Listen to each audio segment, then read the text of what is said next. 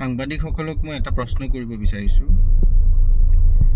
মানি লৈছোঁ সংগীত শিল্পী নীলোৎপলে আপোনালোকক হয়তো অকণমান অপমানসূচক কিবা মন্তব্য দিছিলে, তাৰ কাৰণে আপোনালোকে তেখেতৰ ওপৰত অকণমান আইনী ব্যৱস্থা লৈছে। সেইটো আপোনালোকৰ নিজাববীয়া কথা। কিন্তু মোৰ প্ৰশ্নটো হ'ল, আপোনালোকে কোনখিনি ঠাইত তেখেতক জেৰা কৰিছিল?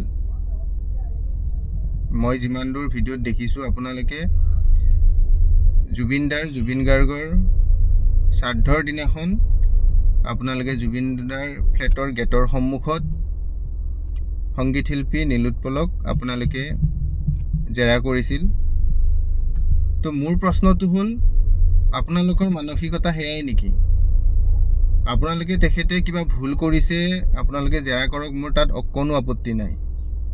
যোনে ভুল কৰিছে তাত আপোনালোকে সকলোকে জেৰা কৰক, মোৰ আপত্তি একো নাই। কিন্তু মোৰ প্ৰশ্নটো হ'ল, আপোনালোকে বেলেগ সময় নাপালে নেকি, বা বেলেগ জেগা বিচাৰি নাপালে নেকি যে আপোনালোকে জুবিনদাৰ শ্ৰাদ্ধৰ দিনাখন জুবিনদাৰ গেটৰ সন্মুখত আপোনালোকে তেনেকুৱা এটা টপিক আপোনালোকে ওলাইছে?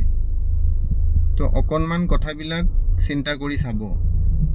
আৰু বাকী সামাজিক মাধ্যমত, ছ'চিয়েল মিডিয়াত সকলোৱে নিজৰ মন্তব্যবোৰ দিয়ে আছে, আপোনালোকে নপঢ়াও নহয়। তো মোৰ প্ৰশ্ন সেইখিনিয়ে। তো অকণমান বেয়া লাগিছে। তো আপোনালোকে সংগীত শিল্পী নীলোৎপলক যেনেকুৱা ধৰণে জেৰা কৰে, যেনেকুৱা যি কয় কওক, মোৰ তাত আপত্তি নাই, ক'ব লগা বৰ্তমান একো নাই। খালি মোৰ আপত্তি এটাই, আপোনালোকে যি ঠাইত তেখেতক জেৰা কৰিছে, যি ঠাইত তেখেতক প্ৰশ্ন কৰিছে, সেই ঠাইখিনি আপোনালোকৰ উপযুক্ত হোৱা নাই। সেই সময়খিনিও আপোনালোকৰ কাৰণে মোৰ বোধেৰে উপযুক্ত হোৱা নাছিল।